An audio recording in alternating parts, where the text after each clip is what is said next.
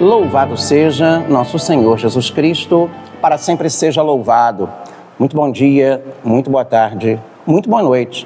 Estamos aqui mais uma vez, eu, Padre João Cláudio, nas ondas da nossa internet para a nossa reflexão diária do Santo Evangelho, neste domingo, dia 9 de março, primeiro domingo da Quaresma. Estamos iniciando, eu falo que cada final de semana da Quaresma é um grande retiro espiritual.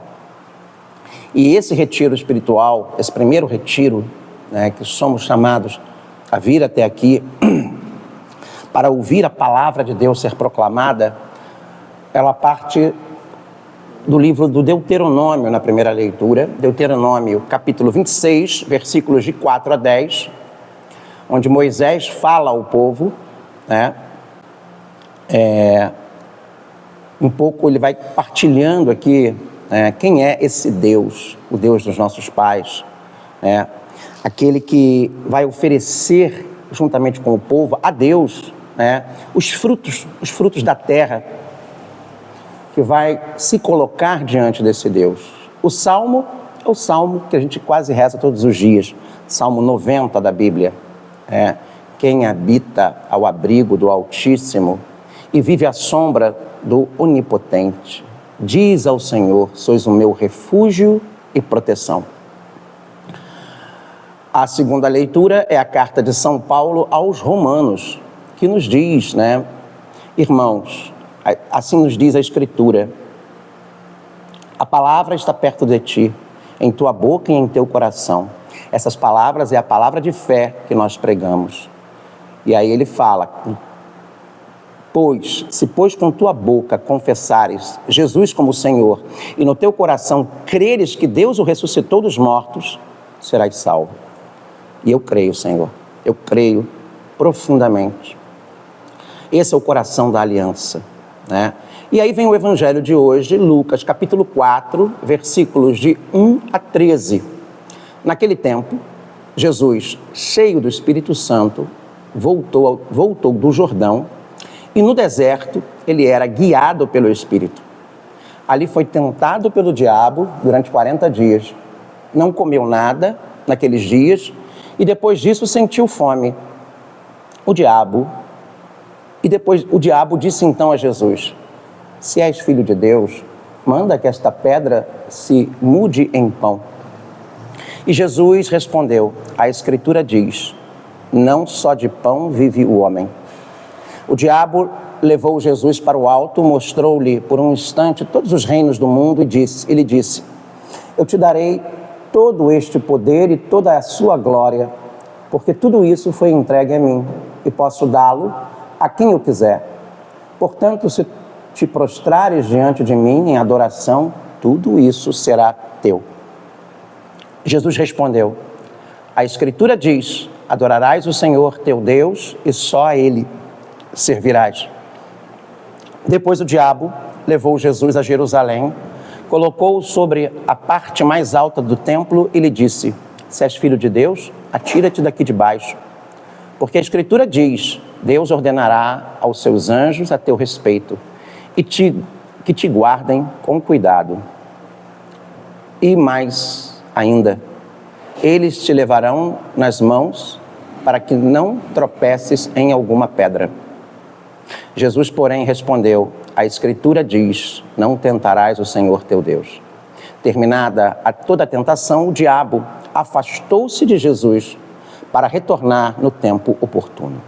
Palavra da salvação, glória a vós, Senhor. Eu gosto muito desse trecho de Lucas. Primeiro porque a gente vê a ação do Espírito, Jesus, ele é conduzido, ele se permite ser conduzido no deserto, onde quer que ele fosse, pelo Espírito Santo de Deus.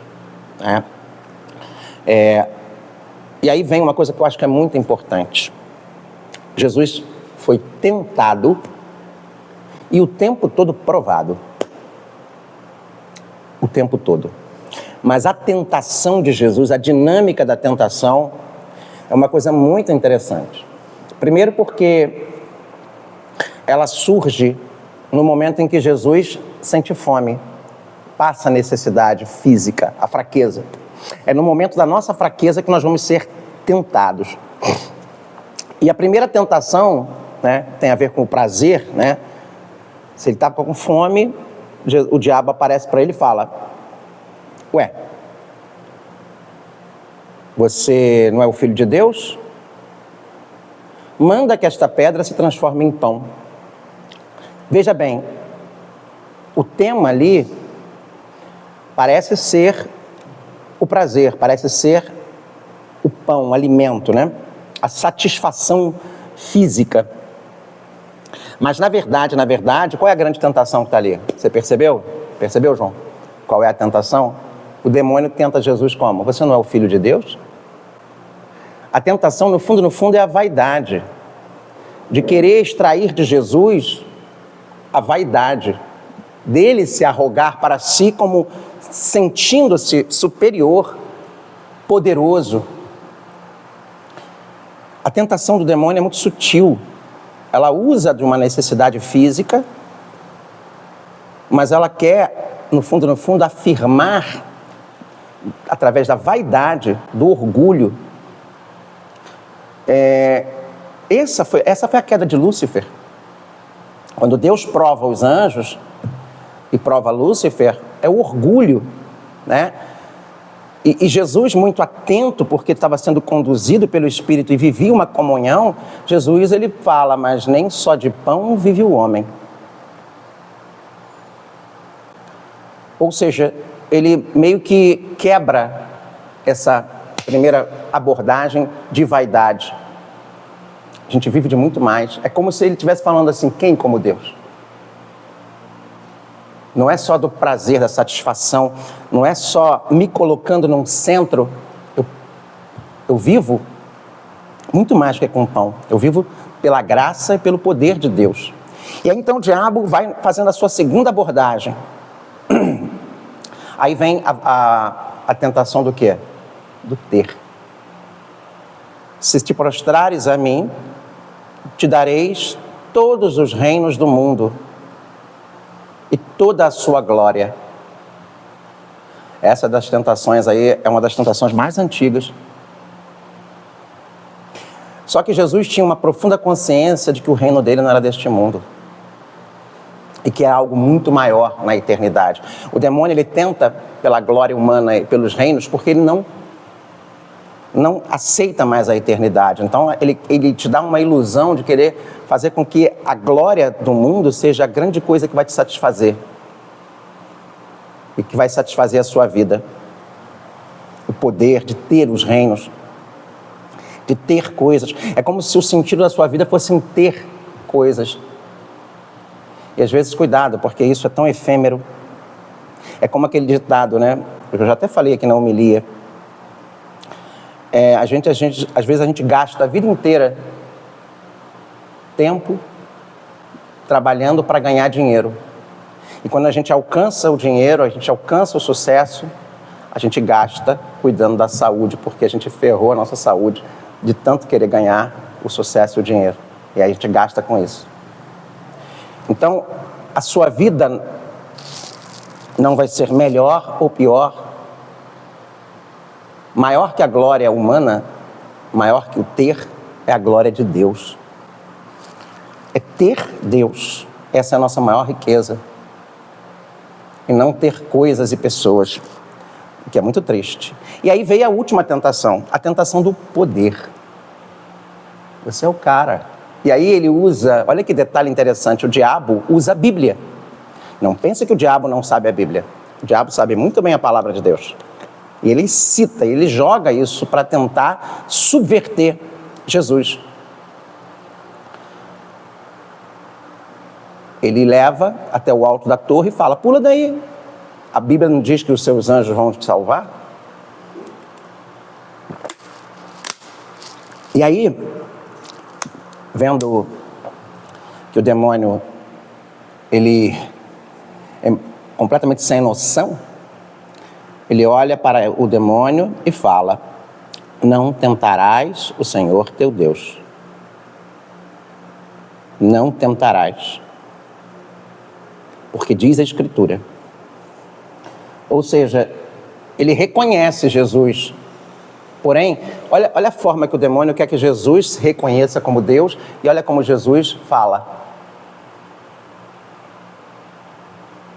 Então, é muito importante. Aí vem a grande lição de hoje, desse evangelho, dessa missa de hoje. Se Jesus, que é Jesus, passou por isso, e nós? Será que não passamos? E como a gente pode realmente vencer as tentações? Como é que Jesus fez? Como é que ele viveu? Ele tinha uma comunhão profunda com o Pai. Humanamente falando, Jesus tinha uma profunda comunhão, ele buscava em Deus. Ele focava na missão.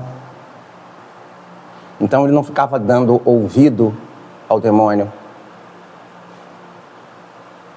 nem à vaidade, nem às ilusões do mundo e nem às fragilidades humanas, que são os 3 inimigos que a gente tem. E desses 3, a sua fragilidade humana, o mundo e as suas seduções, e o demônio, qual é o pior dos 3? É a sua fragilidade, a sua concupiscência. Por que é pior? Porque é de dentro para fora. É de dentro para fora. Deixa Deus preencher a sua vida.